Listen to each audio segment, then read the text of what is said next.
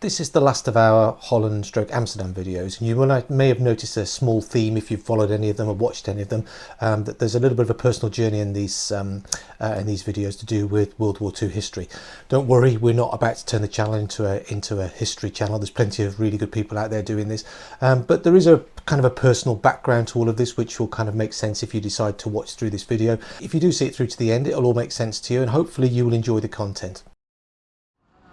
So you won't know this, but I try very hard to be an author, and I've actually written a couple of books, and actually that's the real reason why we're here in Amsterdam, is because my second book, which is currently out on submission to agents, was based here in Amsterdam during the Second World War, and it is the story of a group of incredibly brave people who were a bunch of artists who joined the Dutch resistance, and they performed an act of incredible heroism literally just down there. There is a building called the Population Register, and these artists, they got into the building and blew it up, and the purpose was to get rid of the duplicate identity cards which could compromise the fake ones that they'd made. And we're standing currently on a bridge, and this was the bridge that they walked over, and there were in fact 9 people who were involved in this act. The book tells their story plus the story of a number of other people, and they walked across this bridge, and they'd had policemen's uniforms made for them, so that they acted as if they were policemen to get into the building in the middle of the night to blow it up.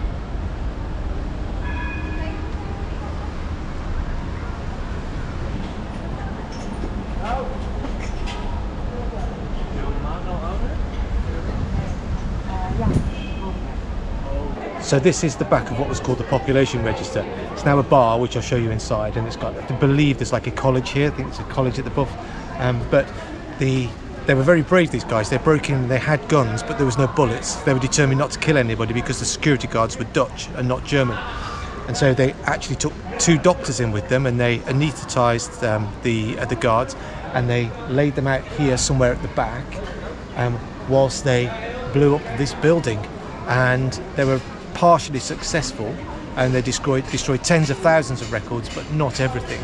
And then after they'd completed the bombing, they then dispersed in various different directions, went to ground, but unfortunately most of them were caught, as you would have seen on the plaque at the front. What's the couple of names that are missing from the plaque at the front is Gerrit van Veen, and he was not captured, but then he was actually killed by the Gestapo later on. By that time he'd undertaken a couple more fairly big operations for the resistance, and also a lady called Frieda Belinfante, who was one of the main characters in my book. And Frieda was the first conductor of a European orchestra, professional conductor as a woman. She was openly lesbian, and she eventually, through the book, tells her story about her journey through Europe, being chased by the SS to try and find safety in Switzerland. So she was a pivotal part in the bombing of this building. Even though she didn't enter the building, she was involved in all of the planning, and she eventually went into hiding actually in Amsterdam dressed as a woman before escaping. So this building holds a huge amount of history of some incredibly brave people. Little known fact.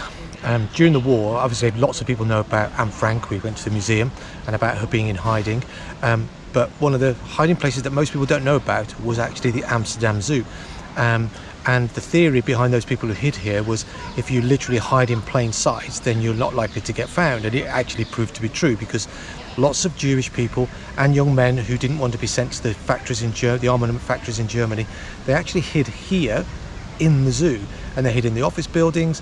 They were supported by the zoo workers.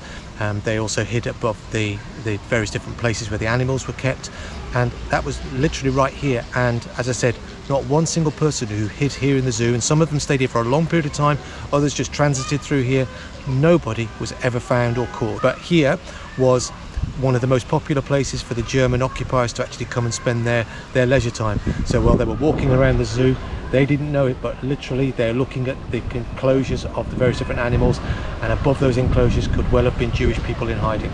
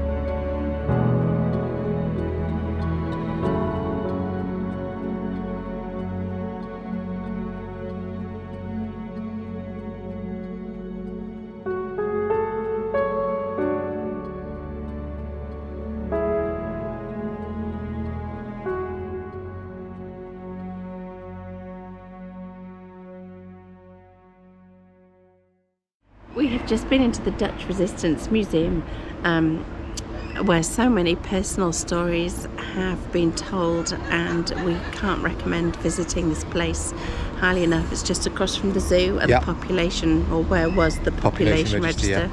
Yeah, I mean, I think most people go to the Anne Frank Museum, and yes, you should go and see that.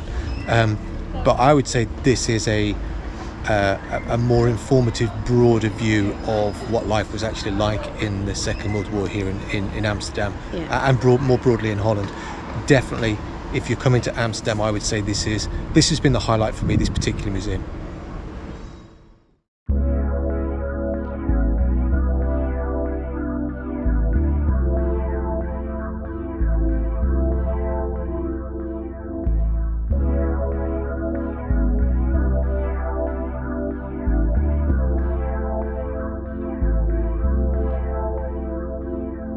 We are sitting in a restaurant called the Five Flies. Aside from anything else, it's an amazing restaurant with brilliant food, probably one of my favourite restaurants in the world. But I used this as a setting for the book because it was opened just a couple of years before the war, and it was taken over by the Nazis, the occupying forces. It became their place. And in the book, one of my main characters, who was a part of the resistance, she was actually a real, true person. Part of my fictionalisation of that character was that she was a waitress here, and that she passed information that she overheard from the drunk Germans back to the resistance group. And the history of this building is incredible. The Germans loved it. It's like really weird to be back here, having been here many, many years ago, nearly 20 years ago, to be back here now and eating in the place that I've spent so many hours writing about and thinking about, just like pretty much every other place we've been to in Amsterdam.